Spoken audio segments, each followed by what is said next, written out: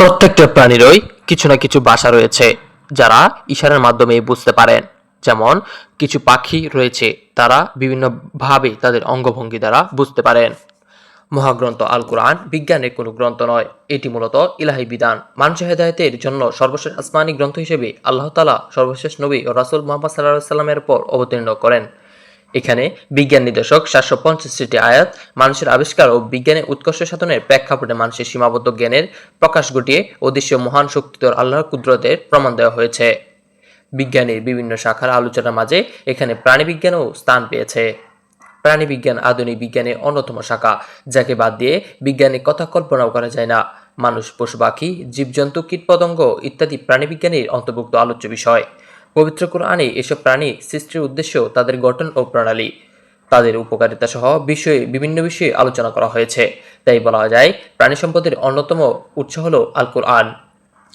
আল কোরআন প্রাণীবিজ্ঞান মহাগ্রন্থ আল কোরআন গবেষণার জন্য প্রাণীবিজ্ঞানের যেসব বিষয়ে ধারণা করেছে।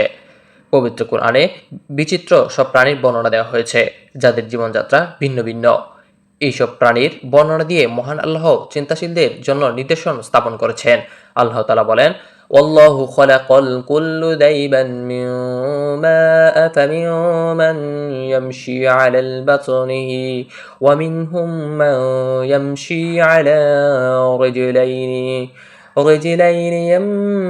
ومنهم من يمشي على أربعة يخلق الله ما يشاء إن الله على كل شيء قدير। আল্লাহ সমস্ত জীব সৃষ্টি করেছেন পানি হতে। তাদের মধ্যে কিছু পেটে ভর দিয়ে চলে, কিছু চলে দু পায়ে, আর কতিপয় চলে চার পায়ে ভর দিয়ে। আল্লাহ যা সৃষ্টি করেছেন, নিশ্চয় আল্লাহ সর্ববিষয়ে সর্বশক্তিমান। প্রাণী জগতে এমন সব প্রাণীর অস্তিত্ব রয়েছে যারা মানুষের ন্যায় সমাজভুক্ত হয়ে দলবদ্ধভাবে বসবাস করে। শেখ সুই বৌকাবি হামজা আর কোরআনের তর্জমা ভাষ্যে বলেছেন, আসমানি জ্ঞানে সৃষ্ট অনুভূতির ফলে সব প্রাণী সমাজবদ্ধ হয় এবং দাবি করেন যে প্রত্যেক সদস্যের কাজ সমগ্র শ্রেণীর সাথে পরিচালিত হয়।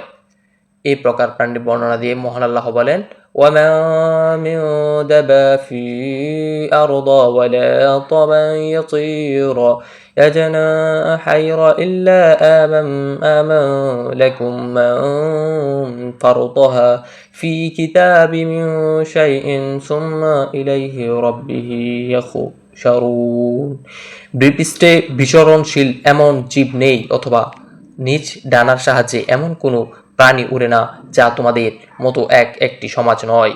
গ্রন্থে কোনো কিছু লিপিবদ্ধ করতে আমি ত্রুটি করিনি, অতঃপর তাদের সকলকে তাদের প্রতিপালকের কাছে সমবেত করা হবে। পবিত্র কোরআনে মৌমাছির জীবনধারা সম্পর্কে বলা হয়েছে, وَأَوْحَيْنَا رَبُّكَ إِلَى النَّحْلِ أَنْ اتَّخِذِي مِنْ جِبَالٍ। তোমাদের প্রতিপালক মৌমাছিকেও তার অন্তরে ইঙ্গিত দ্বারা নির্দেশ দিয়েছেন, গৃহ নির্মাণ করো পাহাড়ে, বৃক্ষও মানুষ যে গৃহ নির্মাণ করে তাতে। তারপর প্রত্যেক ফল হতে কিছু কিছু আহার করো। অতঃপর প্রতিপালক তোমার জন্য যে পদ্ধতি সহজ করেছেন তার অনুসরণ করো। তার উদর হতে নির্গত হয় বিবিধ বর্ণের পানীয়, এটাতে মানুষের জন্য আছে বেদির প্রতিকার। অবশ্যই এতে রয়েছে নিদর্শন চিন্তাশীল সম্প্রদায়ের জন্য। মহান আল্লাহ এই সম্পর্কে চিন্তার বিষয়ে সন্নিবেশ করেছেন। মৌমাছি আচরণ সম্পর্কে এ যাবৎ যে তথ্য আবিষ্কৃত হয়েছে তার ভিত্তিতে শুধু এতটুকু বলা যায় যে তাদের সব আচরণ তাদের স্নায়ুতন্ত্র দ্বারা নিয়ন্ত্রিত হয়। মৌমাছি নাচ ওপর মৌমাছি সম্পর্কে যোগাযোগ এটি উপায়, কত দূরে কোন দিকে অবস্থিত ফুল হতে মধু সংগ্রহ করা যেতে পারে। এইভাবে তারা একে অপরকে জানিয়ে থাকে। তাদের দেহভঙ্গি, তারা কর্মী মৌমাছিদের মধ্যে সংবাদ বিনিময় করে থাকে বলে বিজ্ঞানীরা বলেছেন। মাকড়সার ঘরে অস্থায়ী অবস্থা বিশেষভাবে দেখানোর জন্যই পবিত্র কোরআনে এ বর্ণনা করা হয়েছে। মাকড়সার ঘর তাদের ঘরের মতোই মজবুত। যারা দয়ালু, আল্লাহকে বাদ দিয়ে অন্যদেরকে মালিক হিসেবে গ্রহণ করেছে, এই প্রাণীর জাল বুনোদের মধ্যে চিন্তাশীলদের জন্য গবেষণা সম্ভব রয়েছে। মহান আল্লাহ বলেন, মাতালান লাযীনা ইত্তাখাযু মিন দুনিল্লাহি ওয়ালিয়াম কামাসালিল, যারা আল্লাহকে পরিবর্তে অপরকে অভিভাবক গ্রহণ করবে, সে নিজের জন্য ঘর বানায় এবং ঘরের মধ্যে মাকড়সার ঘরই তো দুর্বলতম, যদি তা জানত। মাকড়সার জাল এতই দুর্বল ক্ষণভঙ্গুর যে মানুষের পক্ষে এমন কিছু প্রস্তুত করা আদৌ সম্ভব নয়। এই জালে বিস্ময়কর অসাধারণ কারুকার্য দেখে প্রকৃতি বিজ্ঞানীরা হতবাক হয়ে গেছে।